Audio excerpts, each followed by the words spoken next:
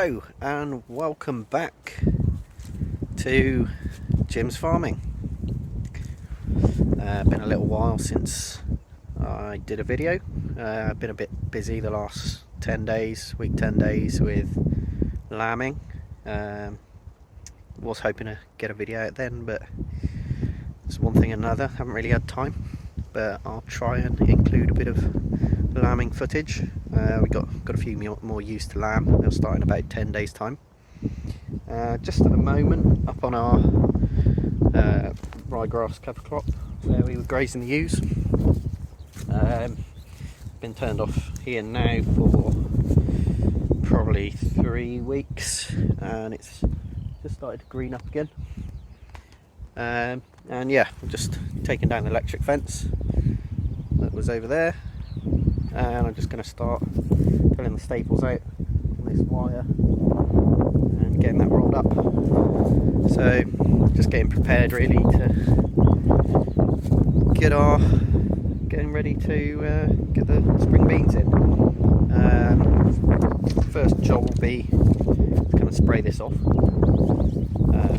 There's a nice bit of green leaf now, so glyphosate should work on that pretty well. Lovely day today. I don't know if you can hear those skylarks. The only thing is, it's pretty wet in some places. A little bit heavier soil up on this top end, but yeah, it's pretty soggy. But it's quite windy today, bit of sun, and hopefully it should dry out pretty quickly. We have turned a few ewes and lambs out. Might be able to see over there. Turned out some singles this morning. They've been out for a couple of days. Some of the little fields of the farm. I'll probably go and feed those this evening with the bike and the snacker, and we'll have a look at that. And have a look at some of the other lambs we've got kicking around. We've had a pretty good go with our first bunch of ewes that have lambed. No disasters. Not a massive crop of lambs. We didn't have a big scanning, to be honest, but most of them are alive and well. Actually, yeah, very good. Can't really complain about it at all. But yeah, busy few days. Some sleepless nights. I generally, as last year, do the night shift and we'll stay up to about 4 and then sleep in a bit in the morning. But yeah, hasn't gone too well, and now the last couple of nights I've been able to have a catch up on a bit of sleep, which is good. So I'm going to get to this. Lots of staples to fill out. So I've done most of it. Just got a little bit to do there. So I'm going to come through and have a look at some of the crops. Got the oats here. Got some wheat, first batch of wheat we planted there. It's just started to yellow a little bit. See down there, the wheat's the same. It's probably only within the last sort of 10 days it's lost its colour. But yeah, it's just starting to get a bit hungry. Here would probably travel. Ground's dry enough. This is kind of min-tilled. It's a little bit soft on the oats over there, but this here, we'll have a lot of meadow grass down in there, so this is going to need a grassweed herbicide at some point in the future. But yeah, this is pretty firm ground here. Yeah, this would definitely travel. So we got nitrogen's gold. We've got potash plus, which is going to supply the potash and sulphur, potassium in the potash that it requires. Something we haven't used before. Could have probably got that on before it sort of came wet, sort of earlier on in the year, but it only arrived about 2 weeks ago or so. So that's the next job. To get that on, got a bit of spraying to do soon as well. Got some spray to put on the as well as spraying off the stubbles for where the spring beans are going. Got the oilseed rape over there in the distance, but the field over again, that's got quite a few cleavers, sort of lovarts going up in it, and we don't want those in the rape. Back in the autumn, this field here, the first rape field, was particularly bad, so I sprayed that for it. Sprayed the cleavers out there, and also killed out the clover that was in there. But I didn't do the far field, but the agronomist has picked some up and said it needs doing, and we don't really want cleavers in the oilseed rape. They're a bit of a nightmare, especially in rape. So yeah, that's another spraying job I've got to do. That'll probably be the first lot of spraying I get on, and then I'll get these stuff, the ryegrass sprayed off, and the stubble that's just down the road. And yeah, and then I'll have to get on and put a bit of potash on, and then there'll be a bit of nitrogen to go on everything. It's pretty much all off. Just a job of rolling it up now, which is not that much fun. But yeah, so as well as lambing, I had a couple of other projects on the go. So been working on my base station, RTK base station. Just waiting on a few components, and hopefully next week I'll have that installed, being well and up and running. So I'll probably do a video on that, just on that. But yeah, so that seems to have gone quite well. Got a proper PCB designed, which is being made in China and should hopefully be here towards the end of next week. And also been just waiting on a bit of steel to make a top link bracket for our big weight, ready for getting the drill on. So it's just a couple of pieces of steel, and we'll have a look at that. It's pretty simple, but I'll get that welded up and painted up. I've been kind of toying with the idea of getting a front press with some kind of levelling tines. Now, I've seen one for sale locally, I think about 1,200, 1,500 quid. I don't know if anyone's got any thoughts on those, just to kind of do a nice job of levelling the cultivated ground with the tractor.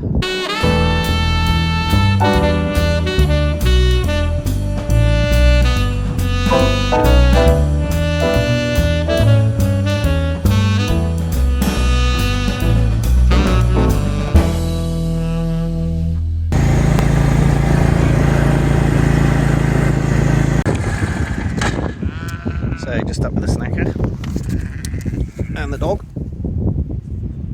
So you can see not having a lot, probably not going to be very hungry. Just there now on a nice bit of grass, but yeah, we've got the old U-rolls. Got this snacker for a little while now, and it's pretty simple. It's just got a little drum in the bottom, little sliding door that just sort of meters out a little pile of nuts, U-rolls, every so often, and then they can nibble at it. Used to feed in trows, but kind of you get a lot of poaching. You've got to keep moving the trows. With this, it's pretty easy. You can drop it in a different place all the time. If it's a bit wet, you can go and find a bit of fresh ground. Obviously, not so ideal if you're using home mixed feed or anything like that. But we like it. We've had it for a little while now. So it's just some single lambs, using lambs.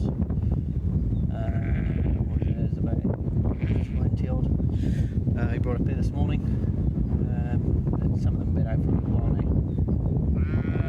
And pretty hardened off to the cold wind that's blowing. So this is a field we generally cut for silage. Plan with this year, we're going to grazed off, bring some sheep onto it, let it green up, and we'll come in, spray it off and reseed it. We did that probably about 8 years ago, and kind of there's a lot of sort of the old original grasses starting to come back in it. It's not quite as productive as it was.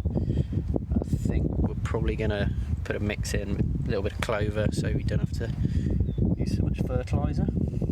So yeah, right, we'll go and get them fed.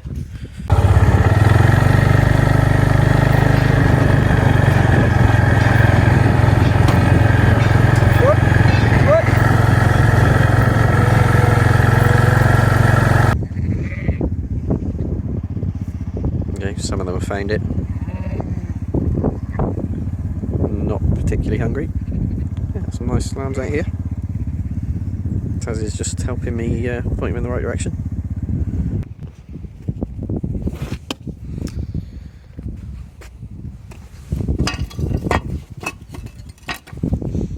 Any guesses?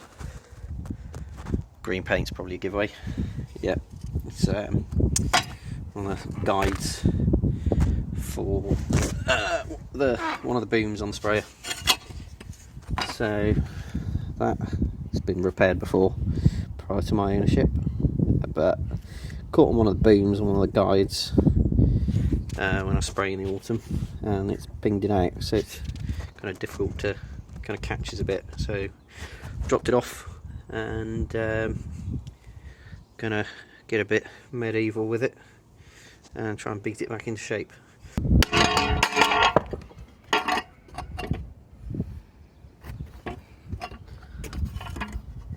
Nearly perfect. Already put it back on. That, excuse the bird shit, is what it's supposed to look like. Although that one looks like it's slightly bent. Right, well, to be honest, it's bent all over the place. There's a good twist in that. That there's tweaked in a bit. But conveniently, the sledgehammer fits in there, so I'm going to find another hammer, give it a bit of a whack there to try and twist that back that way. So I got rid of the twist, and fingers crossed it'll go back together. So, moment of truth. I'm going to have to weld a bit of steel in just to strengthen it a bit. This has obviously happened before, and the metal will be a bit weaker. So now, all being well,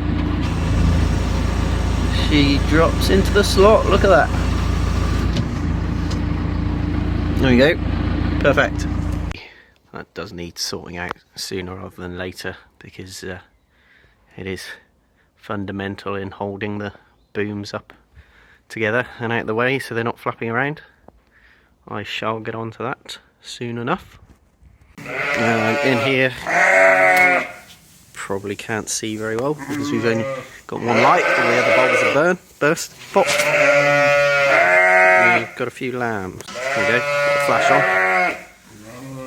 So yeah, some ewes and twins in here. 6, 7, 8, 11 or 12 in here. These will be going out tomorrow. Some others that will probably go out tomorrow morning as well, just into one of the little paddocks around the farm. And the weather's good, a few days time they'll go up with those other singles. In here we have our tiddlers. I think people have different names for them. Cage lambs, spares, orphans, but none of them are orphans. They're mostly triplets. Tiny little one there, Tiny Tim number 2. So mum's in charge of these. We've got this heat wave milk machine, which is pretty good. We've had various ones over the years. I think there's a shepherdess, maybe a Volac one, right, with a heating element in the bottom of a bucket to keep milk warm. But this one's pretty good actually. It was quite expensive. I think it was actually invented up the road. I think Winstay sort of bought the company up in the end recently actually. But cold milking bucket here, and the milk is only heated when the lambs suck on the teats, which you can kind of see they're mounted on the other side of that hard potato box gate. So they pull it through. There's a coil of pipe that runs through there. That's got a heating element in it in water, and so it heats it as it goes through. So it's a very clean system. Some of those other buckets with the heating elements in the bottom, pretty smelly and disgusting, and it's a job to keep them clean. But with this, just a case every so often, flush the pipes through, some cleaner, and job's a good one. I thought, yeah, you can do quite a lot of lambs. I mean, we've only got 5 here at the moment, but yeah, brilliant bit of kit actually. Saves a lot of bottle feeding and cleaning of buckets and teats and things like that, and real labour saver. They seem pretty happy in there. They're all taken to the teat pretty well, into the machine quite well. Skippity hop. Thanks for watching, and it's a goodbye for now from me and Tiny Tim. We'll catch up soon.